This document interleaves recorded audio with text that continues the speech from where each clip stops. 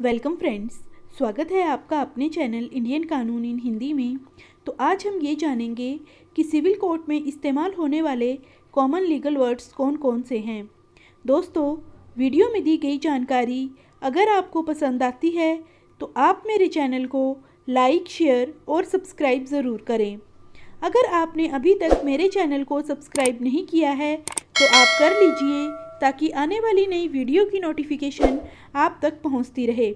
तो आज हम ये जानेंगे कि सिविल कोर्ट में इस्तेमाल होने वाले कॉमन लीगल वर्ड्स कौन कौन से हैं। हमारा सबसे पहला वर्ड है पिटिशनर, यानी कि याचिका दायर करने वाले को याचक या फिर पिटिशनर कहा जाता है और इसकी ऑपोजिट पार्टी को हम रिस्पोंडेंट कहते हैं। और अगर किसी केस में एक से अधिक रिस्पोंडेंट होते हैं तो उन्हें हम रिस्पोंडेंट नंबर 1, रिस्पोंडेंट नंबर 2 कहते हैं। हमारा अगला शब्द है प्लेंटिफ।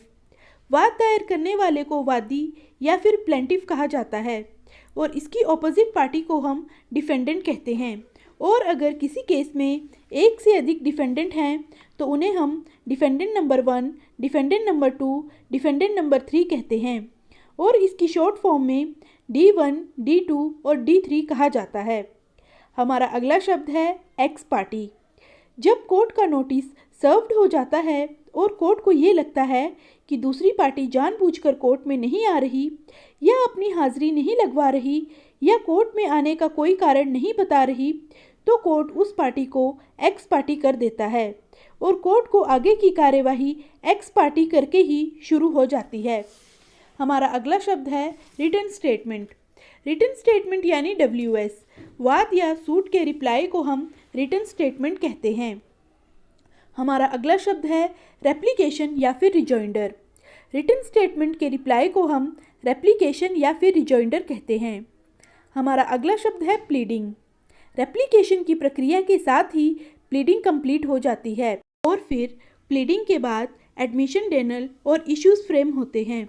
एडमिशन डेनल दो जरिए से होता है, एक होता है फिजिकल तरीके से और दूसरा होता है एफिडेविट के ज़रिए। इसमें डॉक्यूमेंट को एक्सेप्ट या फिर डिनाई किया जाता है। हमारा अगला शब्द है इंटरिम। किसी स्पेसिफिक टाइम या केस के निस्तारण तक की जो रिलीफ मांगा जाता है उसको हम इंटरिम रिलीफ कहते हैं। इसके लिए जो एप्लीकेशन दायर की जाती है उसे हम इंटरिम एप्लीकेशन यानी IA भी कहते हैं। हमारा अगला शब्द है एविडेंस। आपने सुना होगा कि व्यक्ति की गवाही चल रही है और गवाही चलते समय कोर्ट में बहुत सारी शॉर्ट फॉर्म्स का भी इस्तेमाल किया जाता है, जैसे कि PE, RE और DE। PE का मतलब है पिटिशनर एविडेंस और प्लेंटिफ एविडेंस। RE यानी रिस्पोंडेंट एविडेंस, DE यानी डिफेंडेंट एविडेंस। उसके बाद हमारा अगला शब्द है फाइनल आर्ग्यूमेंट। प्लीडिंग और एविडेंस की सारी प्रक्रिया पूरी होने के बाद फाइनल आर्ग्यूमेंट होते हैं। हमारा अगला शब्द है एग्जीक्यूशन। कोर्ट के ऑर्डर की अनुपालना करवाना या कोर्ट के ऑर्डर को मनवाना एग्जीक्यूशन कहलाता है। इसके लिए जो केस या पिटीशन फाइल की जाती है उसको हम एग्जीक्यूशन कहते हैं। हमारा अगला शब्द है DH यानी डिक्री होल्डर। जिसके फेवर में जजमेंट या डिक्री पास होती है उसको डिक्री होल्डर कहते हैं एवं जिसके अगेंस्ट जजमेंट या डिक्री पास होती है उसको हम जजमेंट डेटर कहते हैं। इसको शॉर्ट फॉर्म में JD भी कहा जाता है। हमारा अगला शब्द है एडजर्नमेंट। अगली डेट तक के लिए कोर्ट को या किसी केस को स्थगित करना एडजर्न कहलाता है।